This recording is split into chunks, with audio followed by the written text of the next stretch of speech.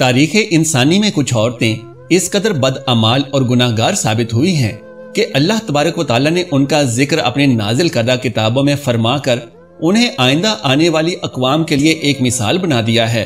دنیاوی لذتوں کی طلبگار یہ عورتیں نہ صرف بے شمار انسانوں کی گمراہی کا باعث بنی بلکہ اللہ تبارک و تعالیٰ کے بعض جلیل القدر انبیاء علیہ السلام کے قتل میں بھی پیش رہیں۔ اس ویڈیو میں ایسی ہی بدنصیب اور بدخصلت عورتوں کا احوال پیش کیا جا رہا ہے۔ پہلے نمبر پر حضرت لوط علیہ السلام کی بیوی کا ذکر کریں گے۔ اردن اور اسرائیل کی سرحدوں پر جہاں آج بحیرہ مردار نامی ایک بدبودار اور نمکین پانی کی جھیل موجود ہے، نمک سے بھری اس جھیل میں آج زندگی کا کوئی نام و نشان تک موجود نہیں، تاہم آج سے ہزاروں سال پہلے یہ ایک نہایت ہی زرخیز اور معدنیات سے بھرپور خطہ تھا، جہاں سدوم اور گمورہ نامی شہر آباد تھے۔ یہی وہ قوم تھی جہاں اللہ تبارک و تعالیٰ نے حضرت لوط علیہ السلام کو نبی بنا کر بھیجا تھا۔ اس قوم کا گناہ انتہائی شدید اور غلیظ تھا، ایک ایسا گناہ جو اس قوم سے پہلے نسل انسانی نے انجام نہ دیا تھا۔ ان کے مرد مردوں سے جبکہ عورتیں عورتوں سے غیر فطری طور پر بدفعالی اور بدکاری کے مرتکب ہوتے تھے۔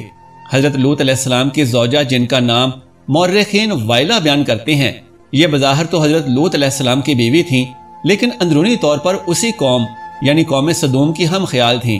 محترم ناظرین، اس سے زیادہ بدنصیبی کی بات کیا ہوگی کہ اپنی پوری زندگی اللہ تبارک و تعالیٰ کے پیغمبر کے ساتھ بسر کرنے کے باوجود یہ عورت ہدایت کو نہ پا سکی۔ جب حضرت لوط علیہ السلام کی قوم نے آپ کی باتوں کو انسنا کر دیا، تب اللہ تبارک و تعالیٰ نے اپنے چند فرشتے انتہائی خوبصورت نوجوانوں کی صورت میں اس بستی میں بھیجے جو حضرت لوط علیہ السلام کے گھر میں قیام پذیر ہوئے۔ حضرت لوط علیہ السلام کی بیوی جو کہ در پردہ اپنی قوم سے ملی ہوئی تھی، اس نے یہ خبر جا کر اپنی قوم میں سنا دی اور قوم سدوم نے لوط علیہ السلام کے گھر کو چاروں طرف سے گھیر لیا۔ تب اللہ تبارک و تعالیٰ کے بھیجے ہوئے ان فرشتوں نے حضرت لوط علیہ السلام کو قوم سدوم پر عذاب نازل کیے جانے کی خبر دی اور آپ کو اپنے اہل خانہ کے ساتھ یہاں سے نکل جانے کو کہا۔ حضرت لوط علیہ السلام ابھی راستے میں ہی تھے کہ اس قوم پر کیمیائی پتھروں کی بارش شروع ہو گئی۔ آپ کی زوجہ جو مڑ مڑ کر اپنی قوم کی جانب دیکھتی اور ان کی اس حالت پر بیان کرتی تھی، وہ بھی اپنی قوم کے ساتھ ہی عذاب کا شکار بنی۔ سدوم کے پہاڑوں میں آج بھی وائلہ کی باقیات محفوظ ہیں، جسے لاسٹ وائٹ پلر کہا جاتا ہے۔ حضرت لوط علیہ السلام کی بیوی کا تذکرہ بائبل کے ساتھ ساتھ قرآن پاک میں بھی کئی مقامات پر ہوا ہے۔ محترم ناظرین، دوسرے نمبر پر حضرت نوح علیہ السلام کی بیوی کا ذکر کریں گے۔ حضرت نوح علیہ السلام کی قوم نوح انسانی کی وہ پہلی قوم ہے جو شرک جیسے گناہ میں مبتلا ہوئی۔ اس قوم نے اپنے نیک اور پارسا لوگوں کے بت تراشے اور ان کی عبادت میں مصروف ہو گئی۔ اللہ تبارک و تعالیٰ نے حضرت نوح علیہ السلام کو اس قوم پر مبعوث فرمایا، تاہم یہ قوم اس قدر سرکش اور نافرمان تھی کہ یہ لوگ آپ کے گھر میں داخل ہو کر آپ کا گلا گھونٹتے اور آپ علیہ السلام کو نڈھال کر کے بے یار و مددگار چھوڑ جاتے۔ آپ علیہ السلام کو مجلسوں میں مارا پیٹا جاتا اور وہاں سے دھتکار دیا جاتا۔ حضرت نوح علیہ السلام کی بیوی بھی ان کافروں سے ملی ہوئی تھی۔ مفسرین اور مورخین حضرت نوح علیہ السلام کی بیوی کا نام واہلہ یا والگہ بیان کرتے ہیں۔ یہ نہ صرف بذات خود کافر تھی بلکہ اس کا رہن سہن بھی کافروں جیسا ہی تھا۔ حضرت نوح علیہ السلام سے دشمنی میں یہ عورت اپنی قوم کے ساتھ کھڑی تھی۔ یہ کافروں کی محفلوں میں شریک ہو کر حضرت نوح علیہ السلام کو دیوانہ اور مجنون قرار دیتی، نعوذ باللہ، اور اپنے بتوں کی بڑائی اور عظمت بیان کرتی۔ جب کوئی آدمی کفر و شرک کو چھوڑ کر ایک خدائے وحدہ لا شریک پر ایمان لے آتا تو یہ عورت اپنی قوم میں جا کر اس کی مخبری کرتی اور یہ لوگ مل کر ایمان لانے والے اس شخص پر عرصہ حیات تنگ کر دیتے۔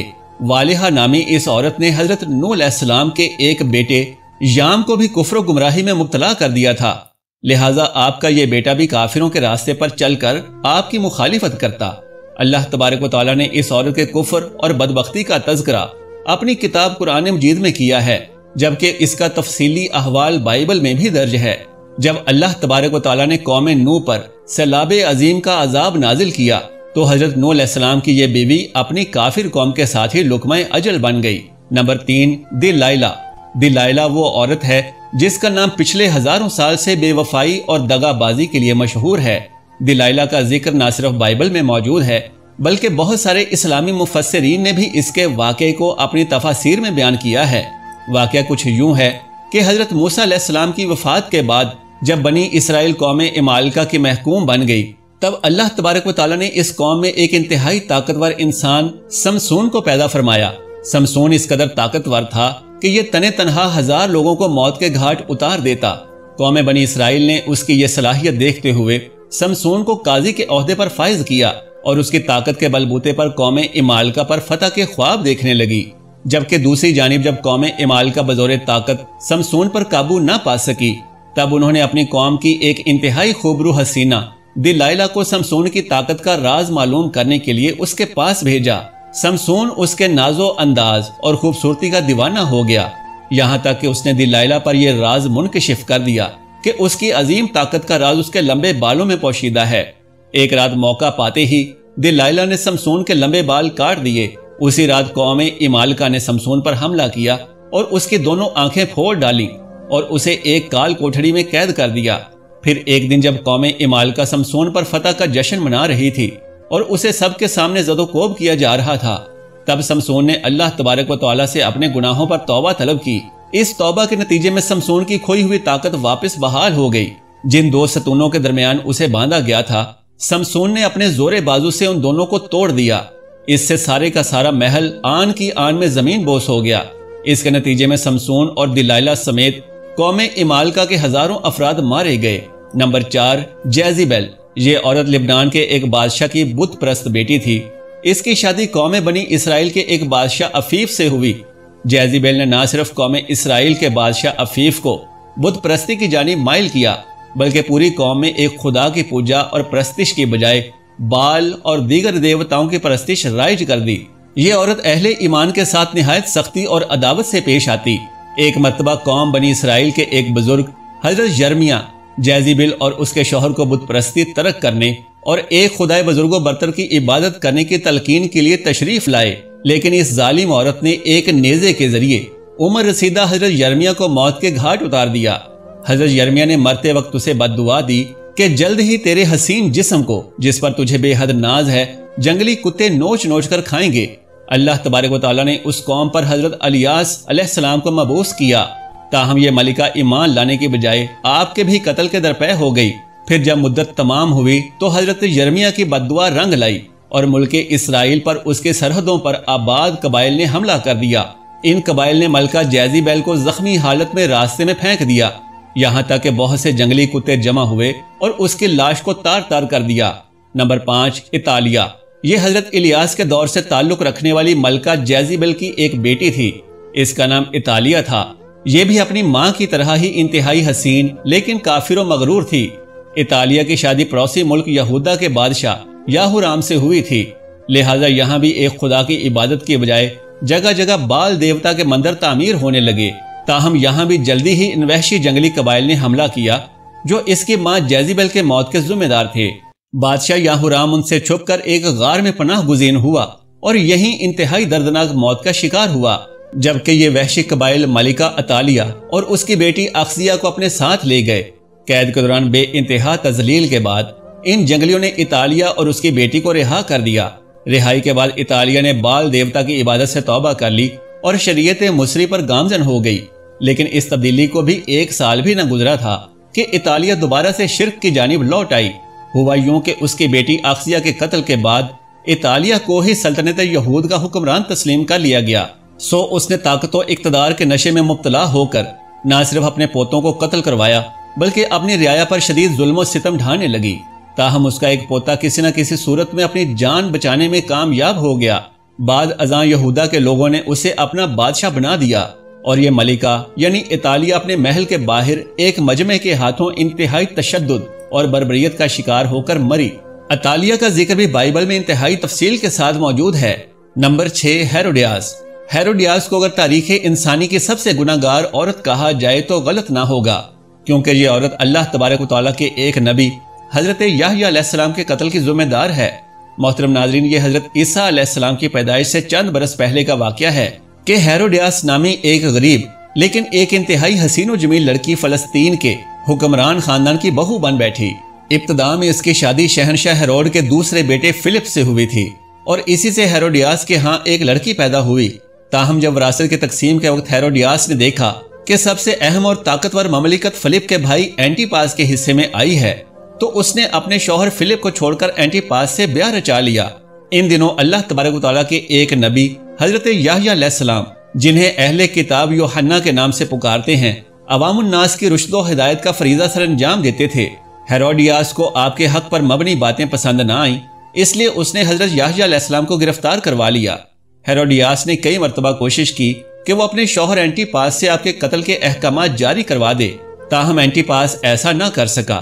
ہیروڈیاس کی بیٹی سلومی جو اب جوان ہو چکی تھی، وہ اپنی ماں سے بھی زیادہ حسین اور خوبصورت تھی۔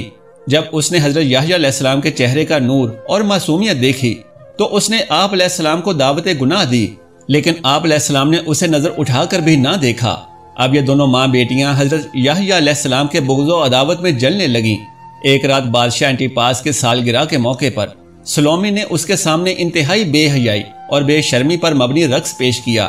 اس رقص کے دوران ہیروڈیاس کی اپنے پہلے شوہر فلپ سے ہوئی بیٹی سلومی نے اینٹی پاس کو خوش کرنے کے لیے اپنے بدن سے 7 لباس ایک ایک کر کے اتار ڈالے۔